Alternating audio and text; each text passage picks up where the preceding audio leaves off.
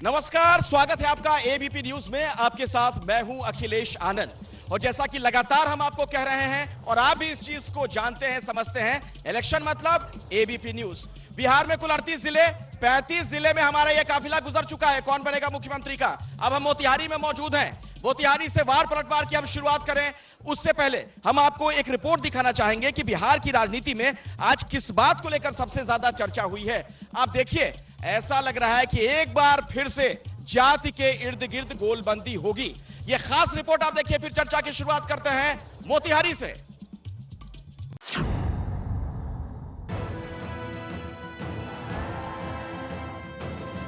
लालू जी का जब राज था तो गरीब सीधा तान के बाबू साहब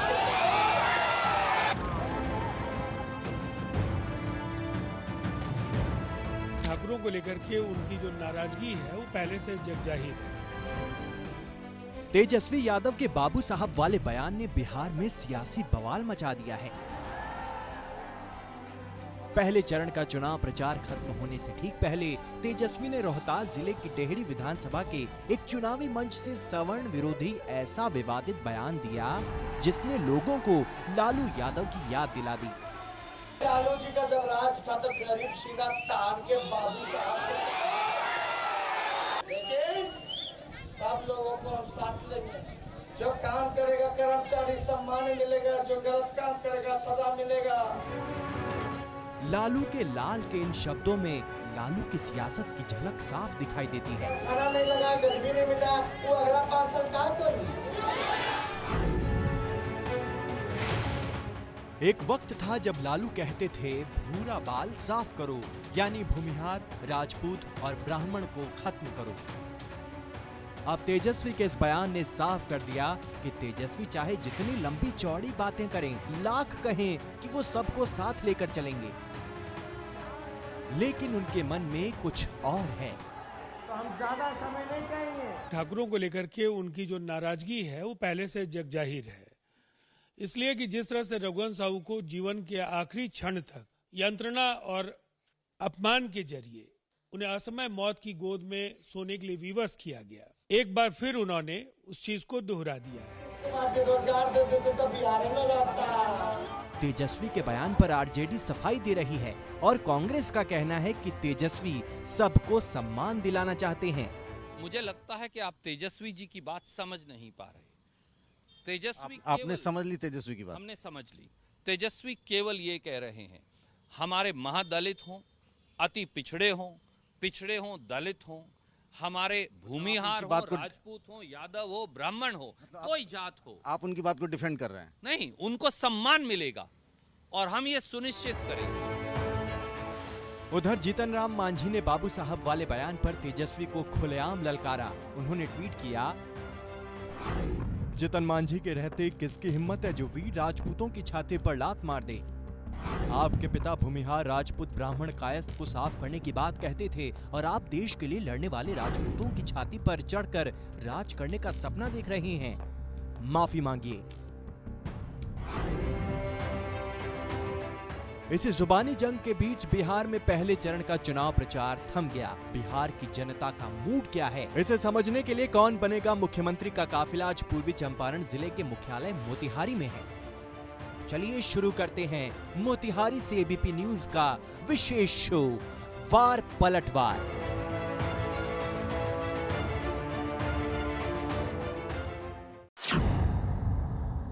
और जरा समझिए कि आज मोतिहारी से वार पलटवार ये कार्यक्रम क्यों खास हो जाता है।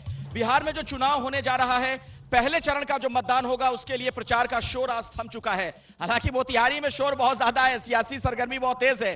हम लोगों से बातचीत करें उससे पहले अलग अलग दलों के जो नुमाइंदे मेरे साथ जुड़ चुके हैं, उनसे मैं आपका बारी बारी से परिचय करवा दूं। मेरे साथ यहाँ भारतीय जनता पार्टी से अखिलेश सिंह मौजूद हैं, बहुत बहुत स्वागत है आपका। जेडीयू से कुमकुम सिन्हा जी मेरे साथ जुड़ चुकी हैं। आरजेडी के नेता हैं इनामुल हक साहब, बहुत बहुत स्वागत आपका। कांग्रेस से बिट्टू यादव हमारे साथ मौजूद हैं। आरएलएसपी के नेता है राम पुकार सिन्हा, बहुत बहुत स्वागत आपका। और पंकज द्विवेदी एलजेपी के नेता हमारे साथ मौजूद हैं। आरएलएसपी के जो नेता है राम पुकार सिन्हा, वो प्रत्याशी भी हैं यहां पर ढाका इलाके से। पहला सवाल आरजेडी के नेता से, चूंकि हमने एक रिपोर्ट अभी दर्शकों को दिखाई, तेजस्वी यादव ने जो बयान दिया बाबू साहब वाला, ये बात कहने की आवश्यकता क्यों पड़ जाती है? अचानक आप मुद्दों से डिरेल क्यों हो गए? अभी तक आप रोजगार की बात कर रहे थे, विकास की बात कर रहे थे, अब ये कहने की आवश्यकता क्यों पड़ गई कि लालू जी के जमाने में बाबू साहब के सामने लोग सीना तान कर चलते थे? क्या आप जाति के इर्द गिर्द गोलबंदी कर रहे हैं? ऐसी कुछ बात नहीं हमारे नेता ने बोला। नेता जो बोले, हमारे जिस चीज पर आप क्वेश्चन कर रहे हैं उनका सेंस था। जैसे 15 साल के पहले, अभी जो सरकार है 15 साल पहले ये लोग जा रहे हैं, एनडीए के लोग, कि अगर तेजस्वी की सरकार आ जाएगी तो फिर लालू यादव जैसा राज आ जाएगा। उससे भयभीत जनता को कर रहे हैं। उस भय मुक्त करने के लिए हमारे नेता ने यह बात बोला है। इसमें विपक्ष आप पर आरोप ये लगा रहा है, यानी जो आपकी विपक्षी पार्टियां हैं बीजेपी जेडीयू, उनका ये कहना है कि आप जाति की गोलबंदी करना चाह रहे हैं। एक तरीके से आप जो दलित समुदाय के लोग हैं, पिछड़े वर्ग के लोग हैं, उन्हें आप डर दिखा रहे हैं कि देखो जो अगड़ी जाति के लोग हैं, एक बार फिर से कहीं ऐसा ना हो कि तुम्हारे ऊपर शासन करने लग जाए। क्या जानबूझकर वोटों के ध्रुवीकरण का खेल चल रहा है? जाति के इर्द गिर्द राजनीति करना चाह रहे हैं आप लोग? बहुत अच्छी बात आपने कहा। ये कतई वैसा ही नहीं है हमारे नेता का सोच और न मेरे पार्टी का सोच। पहली मर्तबा इस देश में ही नहीं, बिहार में नहीं, पूरे देश में जो ये बिहार विधानसभा का चुनाव हो रहा है, पहली मर्तबा हमको ये देखने में आम बिहार के लोगों को मिल रहा है कि जात पात ऊंच नीच से ऊपर उठ करके विकास के नाम पर, शिक्षा के नाम पर, बेरोजगारी के नाम पर चुनाव होने जा रहा है। तो फिर बाबू साहब कहां से आ जाते हैं? आप लोगों को क्यों लगता है कि बाबू साहब अगर कह रहे थे तेजस्वी, तो उनके इसके पीछे उनकी मंशा है जाति की राजनीति? देखिए, एक बात तो आपको स्पष्ट मान ही लेना चाहिए कि राष्ट्रीय जनता दल जातिवादी राजनीति से आगे कभी जा नहीं सकता है। ये वो दौर था जिस समय में किसी की हत्या होती थी तो उसका जाति पूछ करके मुख्यमंत्री जाते थे कि वो हमारा वोटर है कि नहीं है। ये वो लोग हैं जिन लोगों ने जातीय संघर्ष कराकर बिहार के अंदर राजनीति करने का काम किया। विकास इनके सामने कोई एजेंडा नहीं था। इसी मोतिहारी से लखौरा जाने में देख लीजिए, साइकिल से भी जा, अगर कोई कार से जा रहा और कोई पैदल जा रहा हो, दोनों का स्पीड बराबर था। और कहते थे इस पर तो बड़का लोग चलता है, इस पर छोटका लोग नहीं चलता है, इसलिए सड़क बनाने की जरूरत नहीं है। क्या जाति की राजनीति शुरू हो रही है बिहार में? एक बार फिर से जाति के इर्द गिर्द गोलबंदी की जा रही है। जाति का इर्द गिर्द करके, इसका गोलाबंदी करके कोई सरकार अपना सत्ता नहीं चला सकता है। सबसे बड़ी बात है कि आज के पहले जो 15 साल पहले जो सरकार था, उसमें शिक्षा का जो स्तर था उसमें सुधार इस 15 साल में हुआ है। इसे हमारे युवा वर्ग मानते हैं। और आज ये शिक्षित युवा वर्ग जो है, कभी भी जातीय समीकरण को देख के कभी भी किसी सरकार की स्थापना नहीं करेंगे। ये बाबू साहब की एंट्री क्यों हो गई? आपको क्या लग रहा है? बाबू साहब शब्द का इस्तेमाल क्यों कर रहे हैं तेजस्वी? देखिए, बाबू साहब की बात नहीं है। तेजस्वी यादव जी ने सिर्फ इस चुनाव में उन्होंने युवाओं को जात पात से ऊपर उठ के युवाओं की हक के बात कर रहे हैं, रोजगार के बात कर रहे हैं, किसान के बात कर रहे हैं। और इसी को बीजेपी के लोगों ने भटकाने के लिए ये सब शतरंज के चाल चल रही है। मैं आता हूं आप दोनों के पास, लेकिन आप लोगों को लगता है कि इसके पीछे क्या है मंशा, क्या हो रहा है? बाबू साहब क्यों? बात किया जाए सर एक मिनट। सबसे पहले आपके चैनल को मोतिहारी के धरती पर क्रांतिकारी अभिनंदन। स्टेट पास बेरोजगार युवाओं की तरफ से तहे दिल से आपका स्वागत, अभिनंदन करता हूं। सर हम लोग 2011 में स्टेट का परीक्षा दिए और 12 में हम लोग उत्तीर्ण किए। नीतीश कुमार अनट्रेंड में हम लोग को पास कराए। हम लोग जमीन जायदाद बेच करके बीएड किए। अभी 8 साल हो गए। बात इसकी ना होने की बजाय क्यों बाबू साहब कहां से आ गए? साहब अरे सुनो सुनो सुनो सुनो सुनो, एक बात समझिए। तेजस्वी यादव जी ने अगर कहा है कि फिर से लालू यादव वाला हल्ला नहीं, तेजस्वी यादव ने जी फिर कहा है कि जिस प्रकार से पूरा तरह से पब्लिक का जो मांग है वह तेजस्वी यादव का मांग है, और लालू यादव का राज का मतलब जात पात का नहीं, जो अब सरसाही हो चुका है पूरे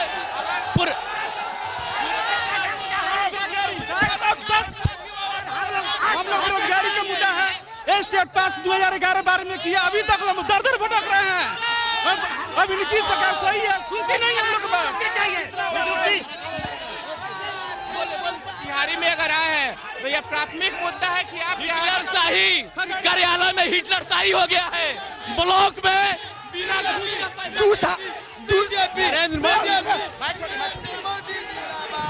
दुशासन के पूछ कुशासन जी कौन सा शासन की बात कर रहे हैं? बीजेपी अपने बेटी के शादी में पूरा पटना का शोरूम लुटवा दिए। अच्छा, आपको क्या लगता है? ये मैं आता हूं यहाँ के मुद्दों पर, लेकिन बाबू साहब संबोधित करना तेजस्वी यादव का क्या बताता है? देखिए, आज सबसे पहले मैं आपके भारतीय इतिहास के पन्नों में सत्य और अहिंसा की प्रयोगस्थली और राष्ट्रपिता महात्मा गांधी की कर्मभूमि चंपारण के ऐतिहासिक धरती पर मैं एबीपी न्यूज के तमाम मीडिया कर्मियों का मैं क्रांतिकारी अभिवादन करता हूं, स्वागत करता हूं। और मैं ये बताना चाहता हूं कि देखिए, राजद के पास जो राजद का गठबंधन है, राजद और कांग्रेस का गठबंधन है, कोई मुद्दा नहीं है। जात पात से बिहार की राजनीति नहीं चलने वाली है। और एनडीए में भारतीय जनता पार्टी के लोगों ने माननीय बिहार के मुख्यमंत्री नीतीश कुमार जी को अभिमन्यु की तरह चक्रव्यूह में घेर दिया है। और मैं बताना चाहता हूं आप लोगों को कि इस बार 15 वर्षों की सरकार यहां का युवा वर्ग ने देख लिया और 15 वर्ष पूर्व लालू यादव की सरकार को भी देख लिया। 30 वर्षों की सरकार यहां का नौजवान बदलना चाहता है और उपेंद्र कुशवाहा को बिहार के मुख्यमंत्री ये कह रहे हैं कि आप लोग जाति की राजनीति से बाहर निकल ही नहीं पा रहे हैं। कोई ये पहली मर्तबा ये आप सवाल उठा रहे हैं कि जात की राजनीति। इस चुनाव में जात की पात की राजनीति हमारी नेता तेजस्वी प्रसाद यादव ने A to Z पार्टी बनाया है। A to Z, आपको मालूम है कि नहीं? A to Z पार्टी बनाया है, सभी जात धर्म मजहब को जोड़ करके और जात मजहब से अलग हट करके बिहार की बात। बाबू साहब से डरने वाली बात कहने की जरूरत क्यों पड़ जाती है? मैं ये सवाल पूछ रहा हूँ। बाबू साहब कहने की जरूरत क्यों पड़ जाती है? बाबू साहेब मीन्स, बाबू साहब का मतलब हुआ दबंग, बड़े लोग, आतंकवादी लोग। इस तरह का उन्होंने कहा है, वैसे डरने की जरूरत नहीं है। उससे उन्होंने जाति विशेष के लोगों को नहीं कह रहे हैं। हाँ, ये इनसे बड़ा ये आतंकवादी दबंग बड़े लोग कह रहे हैं। इन छोटे लोगों का कल्याण करने वाले लालू जी के पार्टी वाले से पूछिए कि चारा छोटे लोगों का था कि अब बड़े लोगों का था? स्कूल भवन बड़े लोगों के लिए था कि छोटे लोगों के लिए था? सड़क बड़े लोगों के लिए था कि छोटे लोगों के लिए था? घर घर में बिजली बड़े लोगों की जरूरत थी कि छोटे लोगों की जरूरत थी? शौचालय बड़े लोगों की जरूरत थी या छोटे लोगों की? मैं आता हूँ। बोलिए, क्या कहना चाह रहे हैं? बोलिए। देखिए, छात्रों का विकास न नीतीश कुमार करेगा न तेजस्वी यादव करेगा। छात्रों का विकास उपेंद्र कुशवाहा करेगा। माइक छोड़िए, माइक आप लोग मत पकड़िए, अपनी बात माइक छोड़िए ना, खड़े होइए, बोलिए।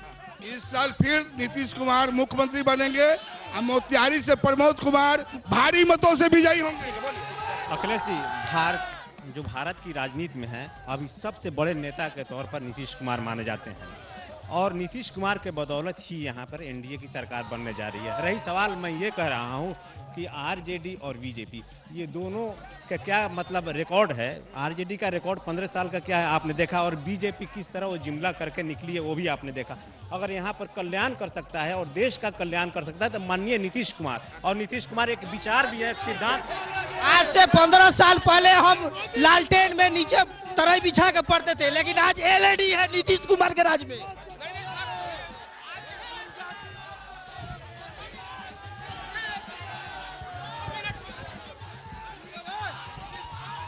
मैं पूछना चाहता हूं तेजस्वी प्रसाद यादव से कि ऐसा क्या फार्मूला है आपके पास कि ना तो कभी आप स्कूल गए, ना कॉलेज गए, ना यूनिवर्सिटी गए, फिर भी आप करोड़ों के मालिक हैं। यहाँ से मोतिहारी से प्रमोद कुमार जीत रहे हैं हम लोग। बिहार में जो आज शिक्षा के स्तर और रोजगार की बात कर रहे हैं, 15 साल का इतिहास उठा के देखिए कि वो अपने घर के लोगों को शिक्षित नहीं कर पाए। मैं सबसे पहले ये बताना चाहता हूँ, यहाँ का दो ही मुद्दा है, चीनी मिल, आयुर्वेदिक कॉलेज। चीनी मिल चालू नहीं हुआ, आयुर्वेदिक कॉलेज बंद हो गया। इसके अलावा क्या हुआ इस पर पूछिए। चीनी मिल जो बंद हुई, पूछिए इन लोगों से किसके शासन में बंद हुई? राजद सरकार बिहार की 34 चीनी मिलों से 30 चीनी मिलों को बंद कर दिया। ये बंद करने का काम राजद वाले ने किया। 3 साल का डिग्री यूनिवर्सिटी है, आप व्हाट्सएप यूनिवर्सिटी के भरोसे देश को चलाना चाहते हैं। ये सरासर नाजायज है। लोकतंत्र को आप फिर तस्वीर बताते हैं। 15 साल जंगल राज था, उसके बाद नीतीश कुमार बहुत काम किए हैं, पूरा मतलब बदल के रख दिए हैं बिहार को। मोदी है तो मुमकिन है। ना सुशासन की सरकार, ना परिवारवाद की सरकार, अब की बार शिक्षा वाली सरकार। उपेंद्र कुशवाहा जिंदाबाद। सर जहाँ रोजगार होगा वही सरकार बनाएगा। 2012 से हम लोग पास करके आज रोड पर भटक रहे हैं। नीतीश सरकार सिर्फ कुर्सी कुमार है, ये नौकरी देना नहीं चाहती है।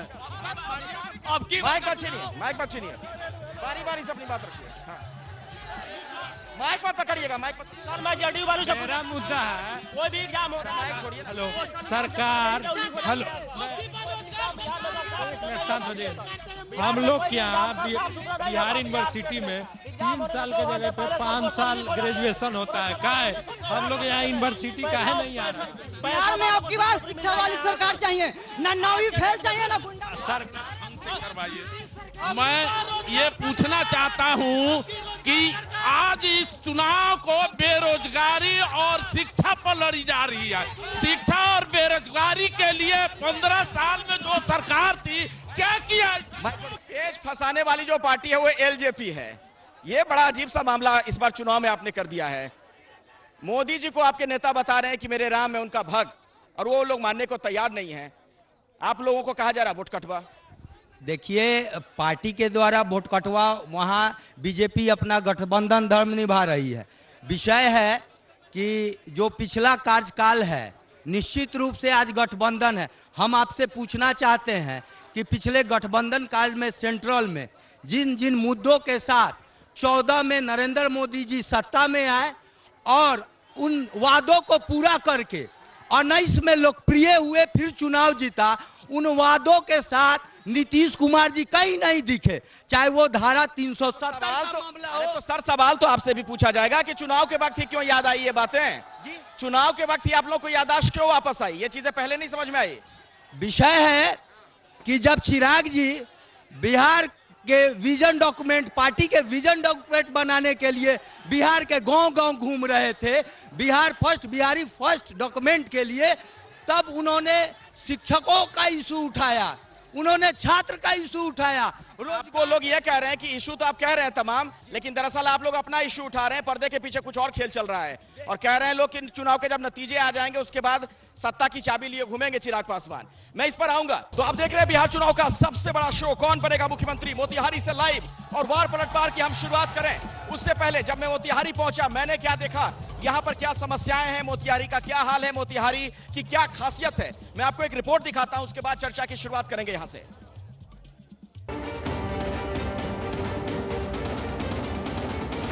मोतिहारी में ये मेरे पीछे जो आप देख रहे हैं ये मोती झील है। इसे इस शहर में हृदय स्थली के तौर पर भी माना जाता है। लेकिन बदहाली का जरा आलम देखिए। इसके सौंदर्यीकरण के लिए बताया जा रहा है कि करोड़ों रुपए खर्च किए गए, लेकिन हर तरफ गंदगी का अंबार नजर आ रहा है। तो ये तो उस जगह का हाल है जिसे पर्यटक स्थल के तौर पर विकसित करने की तमाम बातें कही गई थी। ये मोतिहारी में वो चीनी मिल है जो अब खंडहर में एक तरीके से आप कह सकते हैं कि तब्दील हो चुकी है। आप देखिए जो देख रहे हैं खिड़कियां वगैरह इसमें जाले पड़ चुके हैं, और चारों तरफ आप देखेंगे तो ऐसा लगेगा आपको कि हम किसी खंडहर में जा रहे हैं। 2012 तक यहां पर चीनी का उत्पादन होता रहा, लेकिन आज पूरी तरीके से बंद हो चुका है, बेहाल है, और इसकी वजह से बहुत बड़ी संख्या में लोगों की नौकरी गई जो लोग इस चीनी मिल में काम किया करते थे। मोतिहारी का ये मुख्य चौराहा है जहां इस वक्त मैं खड़ा हूं। आप मेरे पीछे देख रहे हैं ये गांधी चौक है। चारों तरफ से सड़कें यहां पर आकर मिलती हैं, और ये मेरे पीछे जो आप देखेंगे ये मीना बाजार है। इस शहर का प्रमुख बाजार है जहां पर ना सिर्फ अनाज मंडी है बल्कि सब्जी वाले भी यहां पर बहुत बड़ी संख्या में होते हैं, और यही नहीं बाकी चीजों के लिए भी खरीदार यहां पर आते रहते हैं। अगर शहर में समस्याओं के लिहाज से मैं बात करूं तो एक प्रमुख तौर पर जो बात नजर आती है वो ये है जाम की समस्या। यहां पर बहुत ज्यादा ट्रैफिक जाम से लोगों को दो चार होना पड़ता है। जल निकासी की एक बड़ी दिक्कत है। लोगों का यह कहना है कि जैसे ही बारिश होती है जो रिहायशी इलाके हैं वो डूब जाते हैं उस बारिश के पानी में। तो जब मैं मोतिहारी पहुंचा मैंने क्या देखा ये रिपोर्ट आपने देखी। अब मैं सीधे यहां लोगों से बात करूंगा और यहां से मैं शुरुआत करूंगा। बारी बारी से बोलते जाइए। नेताओं से क्या सवाल है आपका? सर, बिहार दरोगा का जो एग्जाम है और एसएससी का एग्जाम है, दोनों मेंस है, हम कौन सा एग्जाम दे, क्या करें, हम मर जाए क्या यहाँ पे एग्जाम दे के मर जाए? कौन हमको? सर एसएससी जीडी के 3 साल से प्रक्रिया रुकी हुई है। हम लोग ज्वाइनिंग के लिए इंतजार कर रहे हैं, अभी ले नहीं हुआ। हम लोग गरीब परिवार से हैं, हम लोग कैसे अपना जीवन यापन करें? हम लोग आत्मसमर्पण करने के लिए तैयार। बिहार का आपकी बात सर बिहार में सर बिहार में अब की बार बिहार में शिक्षा वाली सरकार चाहिए, न ही नवी फेल चाहिए और न ही फेकुचन चाहिए। अब की बार शिक्षा वाली सरकार चाहिए। क्या है बुनियादी मुद्दे यहाँ पर इस बार? यहाँ का बुनियादी मुद्दा या कौन बनेगा मुख्यमंत्री उसका, यहाँ का बुनियादी मुद्दा, मोतिहारी का बुनियादी मुद्दा यही है कि 15 साल से जो प्रमोद कुमार रहे हैं उनको यहाँ बदल देना है। हाँ? हम कम्युनिस्ट पार्टी के हैं, सीपीआई के, पूर्व लोकसभा प्रत्याशी भी हैं और इस क्लब के सेक्रेटरी भी हैं। और अरे यार सुनो यार, और प्रमोद कुमार जो है वो काम उनसे विकास की होती नहीं है। सर मुझे बिहार में नहीं सुशासन का सरकार चाहिए, नहीं परिवार राज चाहिए, मेरा केवल शिक्षा वाली सरकार चाहिए। हमको बस आपका ये ना सवाल क्या है? लालू यादव चोर हैं। अरे अपनी बात रखिए ना, इन सब में नारा मत लगाइए, बोलिए। जो आज तक कॉलेज और यूनिवर्सिटी का मुंह नहीं देखा वो क्या रोजगार देगा? तुम जातिवादों से तोड़ोगे, हम राष्ट्रवाद से जोड़ेंगे। तुम जातिवाद से तोड़ोगे, हम राष्ट्रवाद से जोड़ेंगे। राजद का मंशा साफ है, बाबू साहब वाला बयान देकर फिर से 15 साल 20 साल बिहार को पीछा ले जाना, और सा सरकार नहीं चाहिए। जात पात लालू जी जो कि दुशासन का स्वरूप रह चुके हैं, वो कौन सी शासन की बात कर रहे हैं? दुशासन के पूत कुशासन। यहाँ के खेल मंत्री जो प्रमोद कुमार जो जी हैं, वो हमारे लिए क्या किया? हमारे खेल के लिए यहाँ पे क्या किया? माइक छोड़ो भाई। एक मिनट हटिए ना भाई। जन वितरण प्रणाली के भैया है देखी लीला, जन वितरण प्रणाली के भैया है देखी लीला। 2 किलो चना के पर्ची पर 1 किलो मिलेला। इंडिया मीडिया नेता नौकर कोनो नहीं बोला था। यह है सुशासन सिस्टम कि नीचे से ऊपर घोटा था। भ्रष्टाचार पर देखिए बहुत बड़ा तंज इन्होंने किया है, बोलिए। यहाँ का जो बुनियादी जो सुविधा है, यहाँ का मेन मुद्दा जो है वो चीनी मिल है। यह जब से प्रमोद कुमार यहाँ के विधायक हुए, विधायक बनने के बाद जो विधायक बनने का वादा किया था कि हम चीनी मिल चालू करेंगे, उन्होंने पूरा नहीं किया। यहाँ पकड़िए, एक बड़ा मुद्दा यहाँ पर चीनी मिल है। लोग मुझे बता रहे हैं कि जब प्रधानमंत्री जी यहाँ पर आए थे, मोदी जी, उन्होंने कहा था कि यहाँ से जो चीनी बनेगी मिल से, उसकी चाय मैं पीऊंगा। क्या हुआ उस वादे का? देखिए, एक बात तो मैं बता देना चाहता हूं कि जिन लोगों ने बंद कराया चीनी मिल को, उनको इसके बारे में प्रश्न पूछने का अधिकार नहीं है। लेकिन मैं चीनी मिल के बारे में मैं ये जरूर कहना चाहता हूं कि ये जो चीनी मिल है, इसका मुकदमा है, मुकदमा कोर्ट में लंबित है। और कोई अगर ये लोग कह रहे हैं चीनी मिल की बात, तो क्या कोर्ट में मुकदमा लंबित है तो वो चुनाव में आपने इसका मुद्दा क्यों बनाया जब आपको पता था कोर्ट में है? ये बनाया था कि निगोशिएशन किया, फिर बावजूद इसके जब ये नहीं हुआ। लेकिन एक बात मैं कहना चाहता हूं कि जो लोग रोजगार की बात कर रहे हैं, मैं उनको एक बात कहना चाहता हूं, तेजस्वी जी को एक सलाह है कि अगर वो रोजगार देना चाहते हैं तो पहला काम करे, भारत सरकार का बहुत रुपया खर्च हो रहा है उनके बेनामी संपत्ति पर बुलडोजर चलाने के लिए, घोषित कर दे बेनामी संपत्ति। ये मुद्दे से हमको भटकाना चाहते हैं। कह रहे हैं कि चीनी मिल बंद है, उसके पीछे वजह आप लोग हैं। नहीं, हमने बंद किया या चालू किया उससे बहस नहीं है। ये पूरे चंपारण की जनता की आस थी, उम्मीद थी कि आदरणीय मोदी जी जब इसी गांधी मैदान में वादा किए थे कि चीनी मिल, इसके बाद जब उसी चीनी मिल का चाय पिएंगे, चीनी मिल चालू हो जाएगी, और नहीं हुआ। पूरी चंपारण की जनता निराश है। हमारे अखिलेश्वर भैया बोले हैं कि पूर्व में लोग बंद कराया है। हम बताना चाहते हैं वही चीनी मिल है कि वहां के हमारे 2 मजदूर भाई आत्महत्या कर लिए। उसमें माननीय पूर्व उप मुख्यमंत्री सुशील कुमार मोदी जी आए हुए थे, उन्होंने उनसे भी वादा किया था कि चीनी मिल को चालू कराने का काम करें, लेकिन वादे पर कुछ हुआ नहीं। ये अजीब सी स्थिति बन गई है। जी बोलिए, इस पर कुछ बोलिए जरा मुझे। ये लोग जो कह रहे हैं कि पर्दे के पीछे कुछ खेल चल रहा है, एलजेपी वाले अंदर से मिले हुए बीजेपी वालों से, मैच फिक्स है। सबसे पहले हम आश्वस्त कर दें कि बिहार में सरकार एनडीए गठबंधन में और मुख्यमंत्री नीतीश कुमार ही बनेंगे, चाहे सीट जितनी भी आए। ये अमित शाह इसका अनाउंसमेंट कर चुके हैं और उनकी वादा कभी भी अभी तक ले विफल नहीं गया है। दूसरी बात, लेकिन चिराग तो यहां तक कह गए हैं कि अगर भ्रष्टाचार के मामले उजागर हुए तो नीतीश कुमार को भी जेल जाना पड़ सकता है। जब वो भ्रष्टाचार साबित कर पाएंगे तब ना। रह गया बात जहाँ तक कि चीनी मिल के मुद्दा को उठाया जा रहा है, अभी हम उसमें से सुन रहे हैं। चीनी मिल की मुद्दा पे अगर चालू नहीं करना रहता तो शायद यहाँ मोदी जी इस बात को नहीं उठाते, लेकिन चीनी मिल किसी की पर्सनल प्रॉपर्टी है। जब तक लोग कोर्ट में सॉल्व आउट नहीं होगा तब तक गवर्नमेंट टेकअप नहीं कर सकता है। आप लोग उसको रैली में फिर उसका जिक्र क्यों कर देते हैं कि वहां पर जो चीनी बनेगी उसकी चाय हम पियेंगे?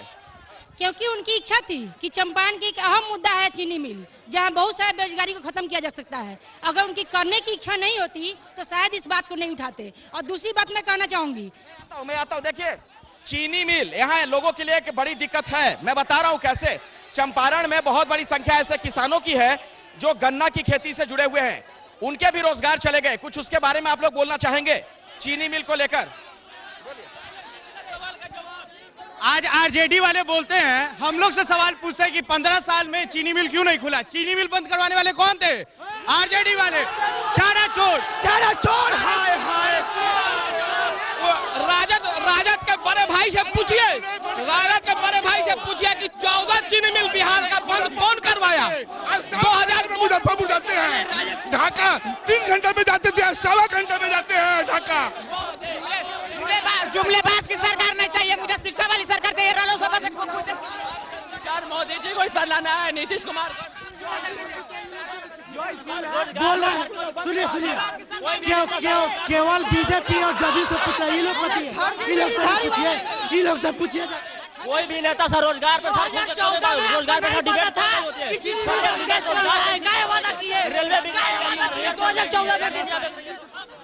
सवाल पूछिए। आप लोगों में किसी के पास कोई सवाल हो तो सवाल पूछिए। हम लोग यहाँ बहुत देर से इंतजार कर रहे हैं कि जो जेन्युइन मुद्दा है आपके सामने रखे। यहाँ हम लोग किसी का हाय करने नहीं आए हैं। मुद्दा है यहाँ बेरोजगारी है, यहाँ शराबबंदी के नाम पर होम डिलीवरी हो रहा है शराब का, कोई रोक टोक नहीं है। यहाँ पढ़े लिखे बच्चे, कितना कॉलेज खुला, बात हो रहा है, सब कोई कर रहा है, विकास हुआ। आप हमको बताइए कोई सुई का कारखाना खुला है? चीनी मिल की सारी जमीनें सांसद के पास देख रखा हुआ है। सुनिए ना, अभी पेपर में हम लोग सुने थे, देखे हैं कि 2015 से प्रतिवर्ष 1.5 लाख विद्यार्थी प्रतिवर्ष अब तक ग्रेजुएट बिहार में किया, और सारे बेकार है। जिस देश के प्रधानमंत्री अगर ऐसा कहता हो कि पकौड़ा बेचेगा विद्यार्थी, और पहले सुनिए, खिलौना। हमारे बाबूजी किसान है, हमारे बाबूजी परेशान है, हमने पढ़ लिख के माइक मत छोड़िए, माइक पकड़िए, माइक मत छीनिए ना। आपकी बात वहां भी सुनी, आप घूम के बोल रहे हैं।